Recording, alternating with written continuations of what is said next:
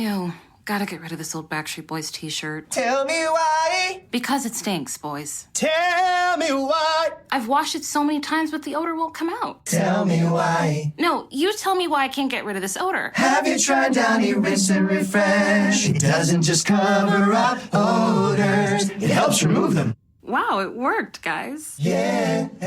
Downy Rinse and Refresh removes more odor in one wash than the leading value detergent in 3 washes. Find it wherever you buy laundry products. Este é o Poder Público, a semana em debate pela secção de política do Público. Sónia Sapage. São José Almeida. Leonete Botelho. E eu sou a Helena Pereira e este é o Poder Público. Estamos a gravar na quinta-feira, dia 17 de junho, de manhã, numa altura em que crescem os casos de Covid na região de Lisboa e Val do Tejo e em que assistimos a declarações desencontradas do Presidente e do Primeiro-Ministro acerca do desconfinamento. E é por aí que começaremos. Sónia, o Presidente da República disse esta semana que com ele não havia volta atrás, depois António Costa veio avisar que ninguém podia garantir uma coisa dessas, entretanto acabou com uma frase inédita de Marcelo a lembrar que, por princípio, um Primeiro-Ministro não pode autorizar um Presidente porque é o Presidente que nomeia o Primeiro-Ministro, e não o contrário.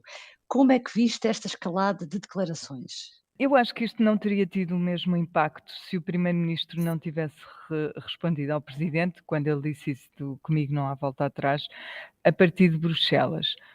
Porque o contexto em que as declarações são proferidas importa.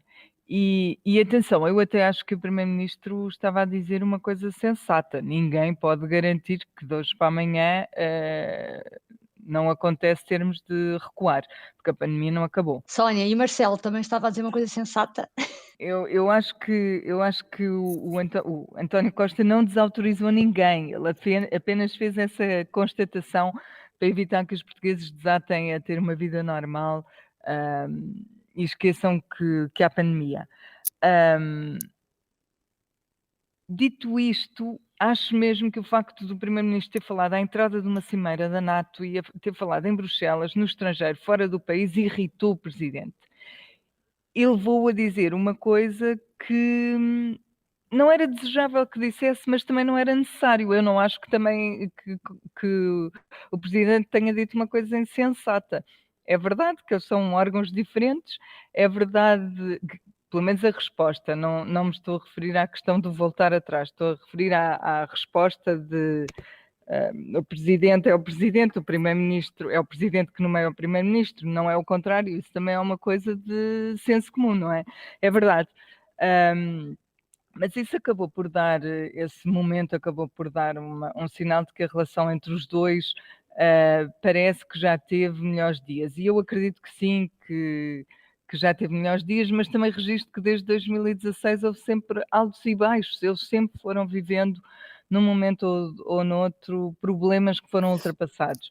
É claro que a gestão da pandemia obriga a uma constância, a um contacto constante, a muitas decisões, e quanto mais decisões há, mais possibilidade de discórdia também há. Mas o que eu queria deixar claro é que, na minha opinião, o momento verdadeiramente distintivo neste aspecto, na relação entre ambos, neste segundo mandato do Presidente, foi a questão dos apoios sociais. Eu acho que se mudou alguma coisa foi no momento em que o Presidente promulgou uma lei do Parlamento aprovada por uma coligação negativa contra a vontade do Governo, não é? E contrária à Lei Travão. Esse momento marcou a maior frieza nas relações entre os dois, mais do que a circunstância da data em que se entrou num segundo mandato. Acho que foi isso, e acho que isso poderá deixar algumas marcas, porque foi uma coisa séria, não é só uma distensão entre quem acha que a pandemia já acabou ou não acabou. Acho que isso pode marcou ali um momento diferente. Agora, eles são os dois animais políticos e eles sabem sobreviver a estas crises e têm-no feito. Portanto, eu também acho que isto não é indício de que a relação entre os dois esteja absolutamente estragada. Acho que eles vão continuar assim até haver também uma alternativa em que Marcelo Rebelo de Sousa acredite verdadeiramente à direita. Uhum. São José, como é que tu viste? E pergunto se achas que haverá mais alguma coisa por trás desta tensão, por detrás destas afirmações.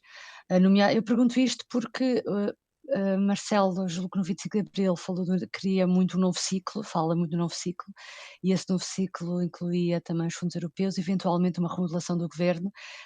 Haverá aqui mais alguma coisa à mistura? Não creio que haja uma tensão especial, nem que haja uma tensão diferente de outras tensões anteriores. Explicando o que é que eu quero dizer com isto. É evidente que estavam ambos fora do país, é curioso que estão sempre a dizer que não comentam a política nacional fora do país, mas depois estão sempre a comentar a Há tanta coisa interessante que acontece quando eles estão fora do quando eles país. estão fora do país, mas tirando isso, eu acho que há aqui assim também, às vezes, um problema de interpretação dos jornalistas. Porque eu creio que quando o Presidente fez no domingo passado, na Feira de Santarém, aquela primeira intervenção que não voltava atrás, eu acho que ele estava a referir-se a que não voltava a decretar estado de emergência.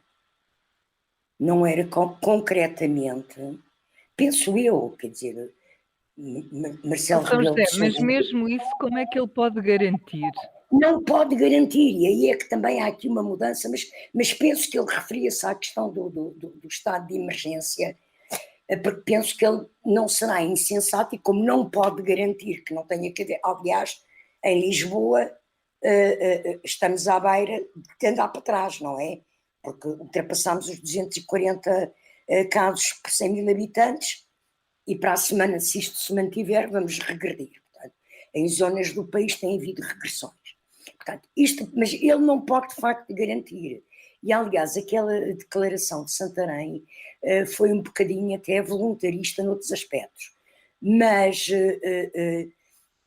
eu não creio que isto revele uma tensão especial, porque estas picardias têm existido ao longo dos anos e aqui assim até se há é uma inversão de papéis, porque em março do ano passado era Marcelo que queria travar, que queria regredir, que queria confinar, que queria declarar o estado de emergência, e António Costa queria soluções graduais com base na lei de bases da proteção civil, com as cercas sanitárias, como fez então em Ovar e depois voltou a fazer em Odmira.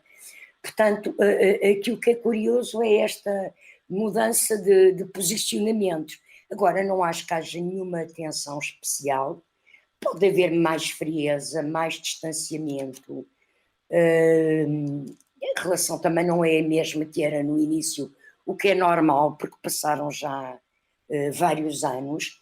Portanto, eu não vejo neste episódio nenhum sintoma de que tenha havido uma alteração substancial no relacionamento entre os dois. Leonete, hoje Marcelo cumpre os primeiros 100 dias do seu segundo mandato.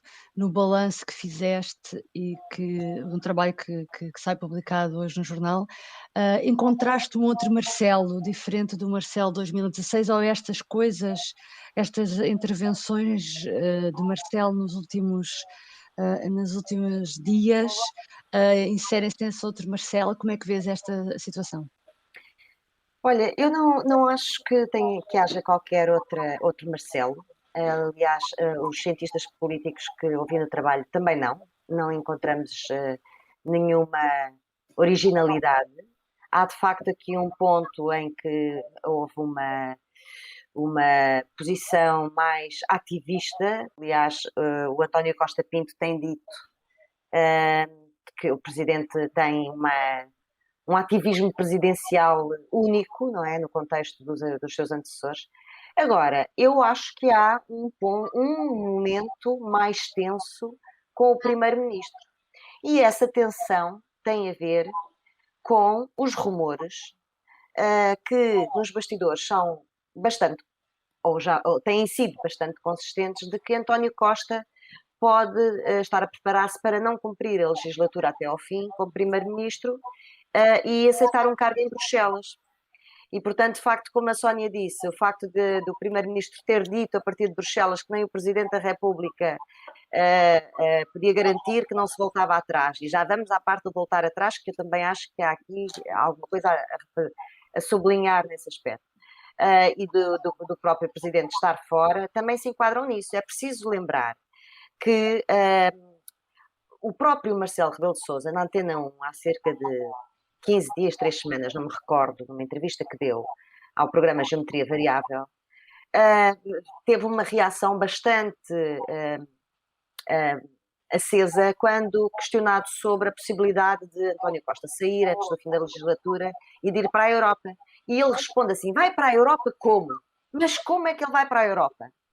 Tem uma legislatura, assumiu um compromisso, portanto, a partir daqui não repetirei as palavras ipsis verbis, mas assumiu um compromisso com o país, estamos num momento de crise em que estamos, como é que isso pode ser feito? E é também preciso ver que isto não é, isto é um Presidente da República a falar. E o Presidente da República, tendo embora esse ativismo presidencial que não só tem a ver com a atuação, mas também com o comentário que faz, desde o primeiro dia à vida política normal, não é? Portanto, desde o início do primeiro mandato que ele é assim, comenta tudo. Isto também revela, e o Presidente da República tem obviamente informação que nós não temos, e revela que há de facto uma tensão em torno deste cenário, o que também tem, de alguma forma, se comprova com a tensão que há dentro do próprio PS com os possíveis sucessores. Portanto, eu acho que sim, que há um momento de tensão, porque o Presidente da República já sinalizou verbalmente que vê com muito maus olhos que esse cenário possa acontecer. Dito isto, em relação à gestão da pandemia, e tal como já disseram a São José e a Sónia, foi sempre um motivo de alguma tensão entre o Presidente e o Primeiro-Ministro.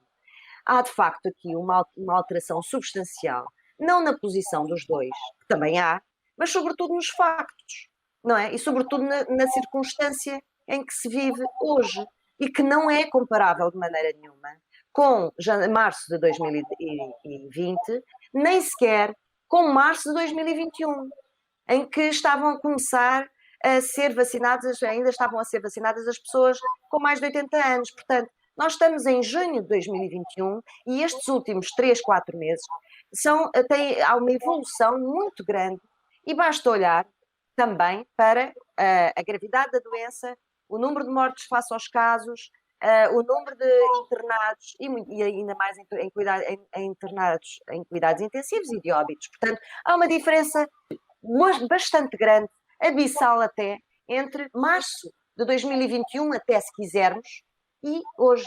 E, portanto, eu acho que o Presidente da República quis sinalizar isto, e não foi a primeira vez no domingo na Feira da Agricultura que ele disse que não voltaria atrás no estado de emergência. Já o tinha dito 3 semanas antes, não me recordo exatamente aonde.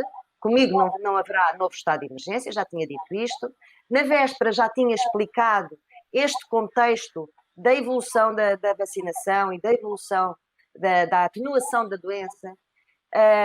E também vamos recordar que a 26 de maio, a 2 dias antes da última reunião do Infarmed, ele tinha pedido uma nova matriz de risco porque precisamente entendia que já não é o número de infectados aquilo que deve ser determinante para o avanço ou recuo do desconfinamento, mas sim um outro contexto em que leva em conta a vacinação e a atenuação da doença.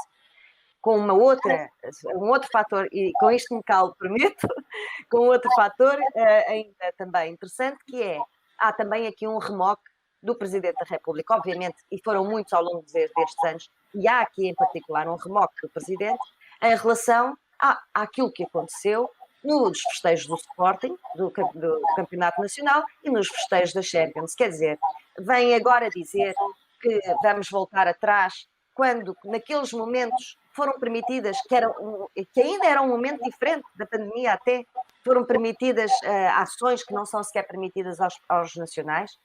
Aquilo que O Marcelo chegou a criticar a bolha. Que depende de mim, ou seja, no estado de emergência, não voltaremos atrás. Foi isto que ele disse.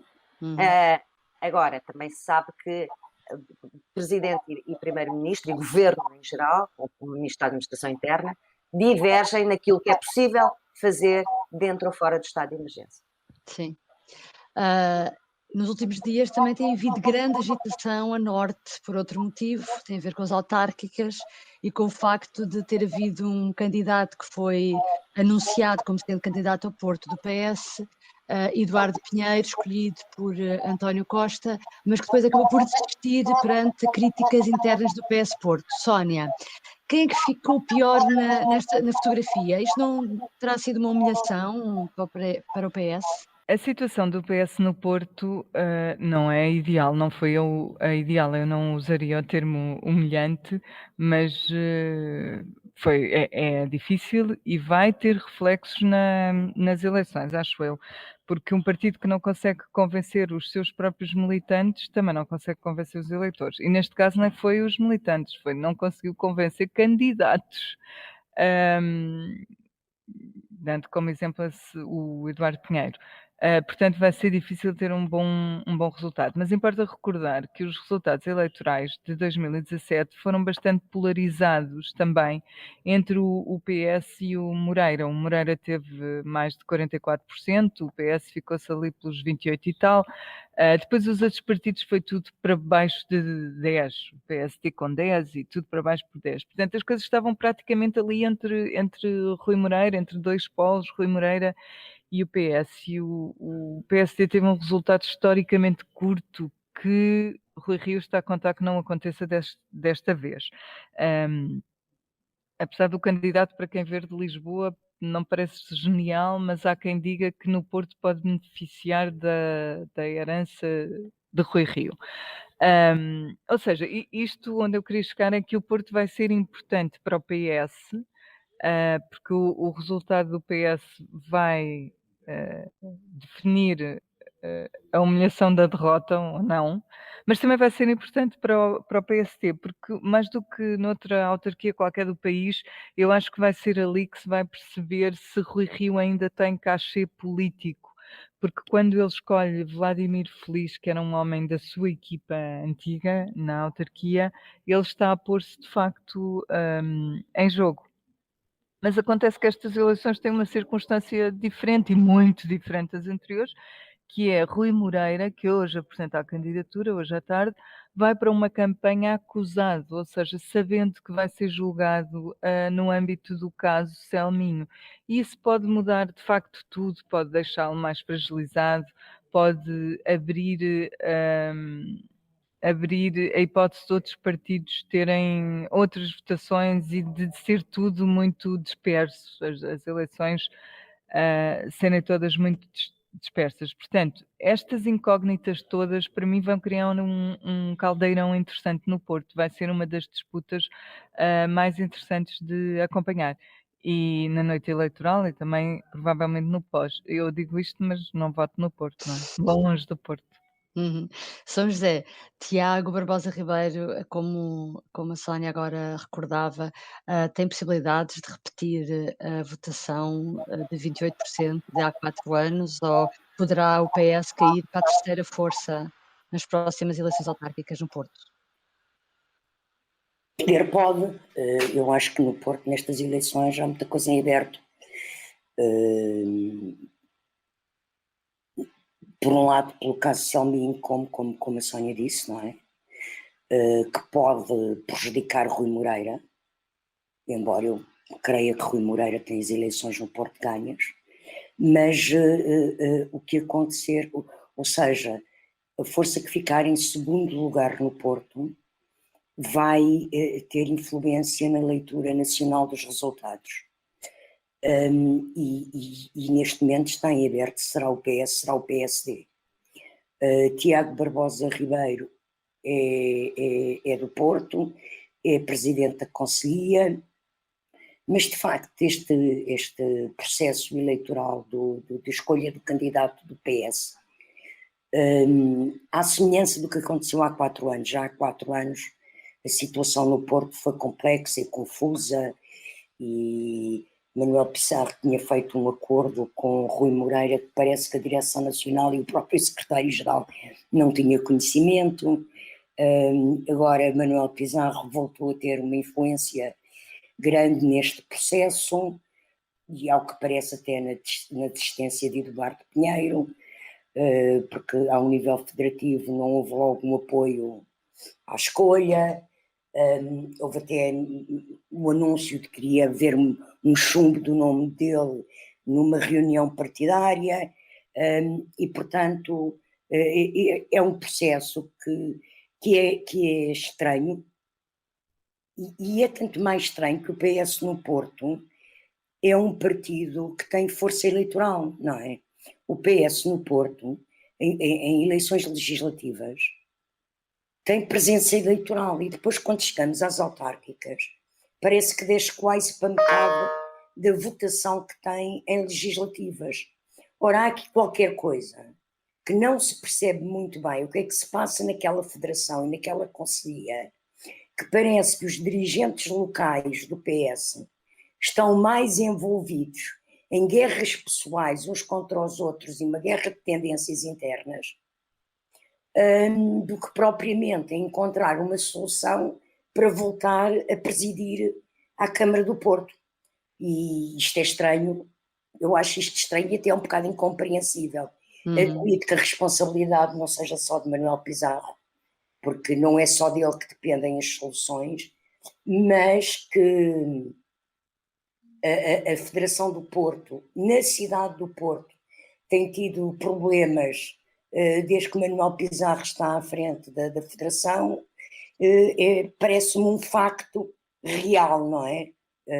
Pronto, vamos ver se a campanha corre bem para todos, se todos os partidos conseguem fazer campanha sem tensões, e que, pronto, e depois veremos quais são os resultados e daí se tirarão as leituras nacionais. Leonete, todas nós és a que conhece melhor a realidade do Porto, qual é a tua explicação para isto? Como é que é possível que tanto o PS como o PSD não consigam apresentar candidatos autárquicos que sejam figuras nacionais, trata-se da segunda maior cidade do país, e existem quadros nacionais do Porto, tanto no PS e no PSD, mas depois, na altura realmente das eleições, eles não aparecem. Rui Moreira é uma espécie de eucalipto no Porto? Eu acho que neste momento eu acho que neste momento e talvez isso explique grande parte das recusas, mas não todas. Mas é muito curioso dizer aqui uma coisa, que em relação às autárquicas, a corrupção nunca foi uma canga. Nós já tivemos vários presidentes de Câmara punidos por crimes de corrupção, e que voltaram, e basta falar agora em Exaltino Moraes, ou que foram reeleitos apesar das suspeitas, como Estás a dizer que a achas que vai Fátima ter Felgueiras. pouca influência este caso, Selminha?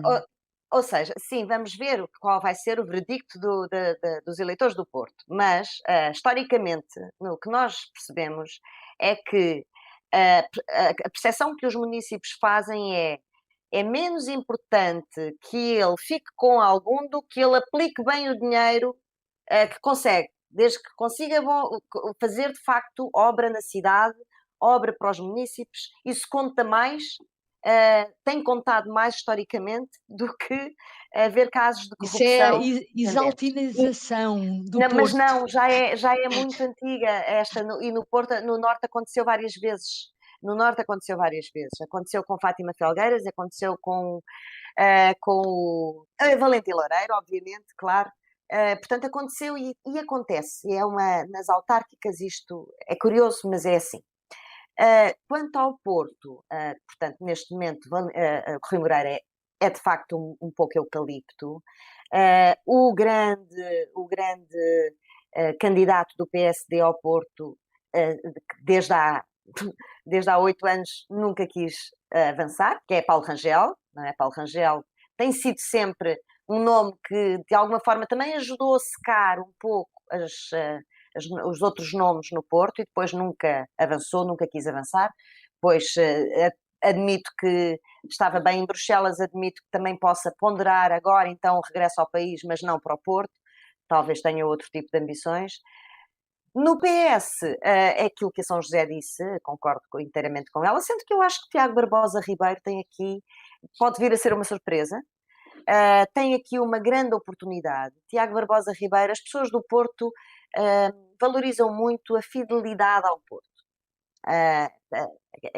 o facto de se ser e de se fazer a vida lá e de se dedicar ao Porto. Coisa que grande parte das figuras nacionais é um regresso ao Porto, não é um eleger alguém que esteve sempre na cidade e que deu tudo pela cidade. É muito valorizada essa ligação e essa não traição ao Porto. Aliás, ouvi várias vezes coisas sobre isso. Não é? Portanto, Tiago Barbosa Ribeiro pode ter sido a quarta escolha. Não, é o líder da Conselhia, é conhecido, pelo menos, pelos socialistas e pela máquina do socialista forte no Porto, e, portanto, isto pode ter um efeito mobilizador. Tem 38 anos, portanto, aquilo que foi um motivo para não ser escolhido mais cedo pelo Rui Rio, pode ser o seu grande trunfo, porque ele tem tempo para investir na cidade, não vai ganhar estas eleições naturalmente, daqui a 4 anos já tem 42 e experiência autárquica, e, portanto, vai estar num outro patamar. Para Ou podem poder. as eleições não ser daqui a 4 anos, também podem ser antes, sabemos lá. Pronto, é verdade. É verdade. De qualquer Olha, forma, está lá, vai ter essa oportunidade, vai lá estar. O PSD perdeu, mais uma vez, uma oportunidade de voltar a ter na minha opinião, de voltar de pôr alguém neste pódio para a sucessão. E, portanto, Sónia, acho que o PS vai sair-se melhor, apesar de ter começado pior. Sónia, vamos descer agora a Lisboa. Esta semana também outra polémica, a comunicação de dados de ativistas russos pela Câmara à Embaixada da Rússia, colocou o Fernando Medina no olho do furacão. Fernando Medina parte fragilizado para este arranque de campanha e também isto pode influenciar os resultados? Ainda há tanta dúvida e tanta poeira no ar que eu não tenho uma Exatamente, ainda resposta não clara para sabe ti. a auditoria, exatamente, o que a Mas não é auditoria irá revelar, não é? Mas não é uma coisa boa, não é? Não, por um lado, eu não consigo compreender que uma coisa destas aconteça, que um ativista de pleno direito esteja a manifestar-se num país livre e democrático e veja os seus dados comunicados assim, como se fosse quase uma burocracia própria do país contra o qual ele se está a manifestar. E não acho aceitável, acho que a lei de 74 não explica tudo e espero mesmo que a auditoria, cujos resultados estão previstos para breve e que a Câmara prometeu, traga alguma luz. Porque caso a coisa não seja esclarecida, eu acho que sim, que pode ser o pior que poderia ter acontecido a Fernando Medina nesta pré-campanha. Mas, por outro lado, também acho que a gestão da pandemia toca mais diretamente aos eleitores e acho que isso poderá prejudicar mais ou menos Fernando Medina e outros autarcas do país, não só Fernando Medina. Não que seja uma responsabilidade totalmente deles ou que seja uma responsabilidade especial deles, porque não é, mas no fundo eles são a cara em quem os eleitores ou se podem vingar ou a cara que podem premiar, no caso da avaliação ser positiva. Portanto, eu acho que é um episódio negativo, sim, sem dúvida nenhuma, mas acho que a forma como Lisboa venha a estar em outubro ou setembro, ou quando forem as eleições, vai ser mais determinante. Uhum.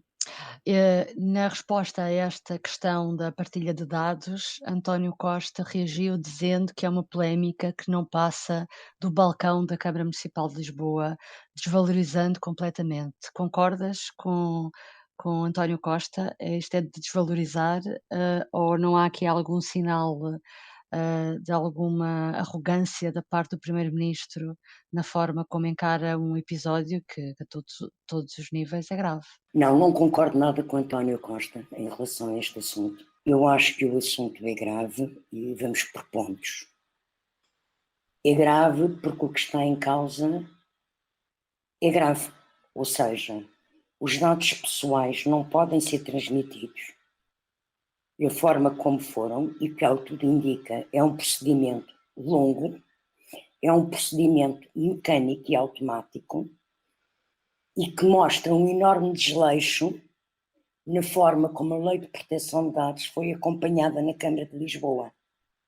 Porque há um responsável pela proteção de dados, que é o secretário-geral, que tem competências legais para coordenar isto, Eu sei que o mail é de uma pessoa do gabinete do Presidente da Câmara, portanto ainda mais responsabiliza o Presidente da Câmara para que essas questões fossem devidamente tratadas, e mais, tanto quanto já li, é o mesmo funcionário que terá perdido o mail da PSP sobre a festa do Sporting, o que manifestamente parece-me ser alguém que não está a cumprir as suas funções como deve ser. Essa é Aliás, outra auditoria que também temos à espera também, portanto, cortejos do Sporting, isto exatamente. fragiliza o Presidente da Câmara, porque é alguém do gabinete dele que manifestamente anda distraído, não é?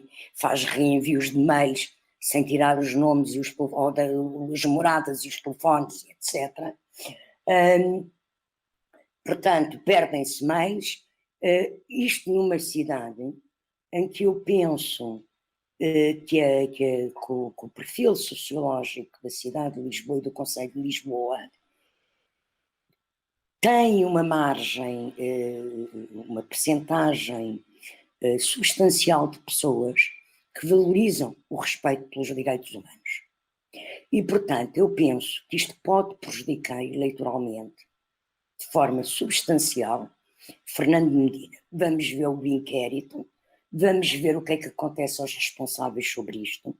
É evidente que há aqui sempre responsabilidade política, mas, como diz a Sónia, as pessoas também vão valorizar o que é a situação da pandemia.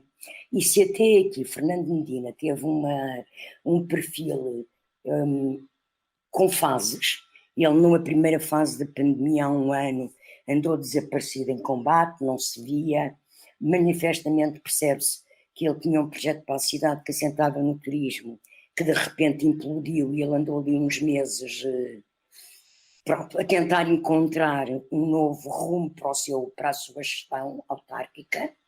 Depois teve uma presença bastante ativa, e está a ter, no que é a distribuição de apoios a comerciantes e a pequenos empresários na cidade, que é visível, a gente vai às lojas, fala, pergunta. Sim, a Câmara fez um esforço para apoiar, sim. Tem mantido empresas a funcionar e completado o trabalho do governo, e também foi o primeiro a lançar aquela política dos testes grátis nas farmácias, portanto tem tido uma presença ativa no combate à pandemia. Isso pode ser que venha a ser valorizado até mais do que a violação de direitos humanos, mas eu penso que isto é uma marca, grave, e que é evidente que ele até podia não saber, mas deveria ter havido uma presença maior, e eu insisto isto, quando apareceu a Lei de Proteção de Dados em 2018, supostamente foi dada formação aos funcionários das câmaras municipais. Supostamente há um responsável, que é o secretário-geral, que devia ter acompanhado essa formação, devia ter introduzido procedimentos de proteção de dados, e ao que tudo indica, há um funcionário, pelo menos segundo parece, é um e é o mesmo, que não tem, nem sequer tem cuidado com a proteção de dados, nem com coisa nenhuma, não é? Perde mails, pronto. Portanto, há que aguardar pelo inquérito, mas isto não é positivo para Fernando Medina. Leonete, como é que achas que isto vai acabar? Vai ter que haver consequências, demissões de quadros técnicos ou eventualmente a nível político? Bom, como é que eu acho que vai acabar? É com demissões ou responsabilizações ao nível técnico, ao nível do balcão, como aliás já profetizou o Primeiro-Ministro. Agora, como é que eu acho que devia, o que é que eu acho que devia acontecer? Acho que devia haver um regresso a 2011, antes de mais. E o regresso a 2011 é naturalmente antes do Regulamento Geral de Proteção de Dados, mas é muito posterior à Constituição da República de 76, é muito posterior a muitos outros, inclusive é posterior à forma como os governos civis faziam essa gestão de dados antes de serem passadas essas competências para as câmaras com o fim dos governos civis.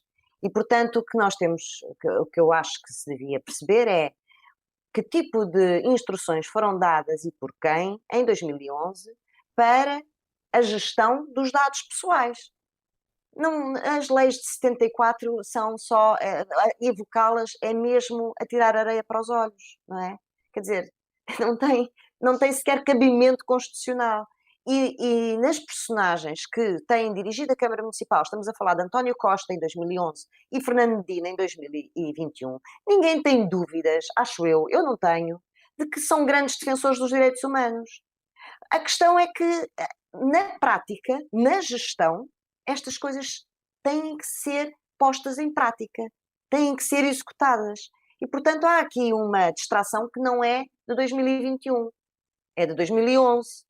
Parece-me, e obviamente que a São José concordo exatamente com ela, que com o Regulamento Geral de Proteção de Dados foi feita ainda por cima uma atenção especial, foi nomeada uma pessoa que ficou com essa tarefa.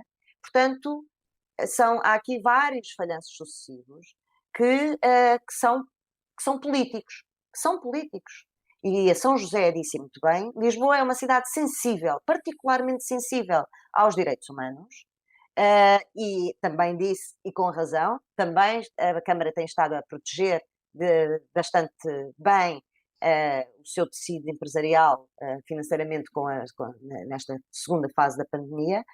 Portanto, mas vamos ver qual é o preço disto. Acho que não deve haver demissões, vai haver uma avaliação política, e essa avaliação política que vai ser feita agora não vai servir apenas para o próximo ciclo autárquico.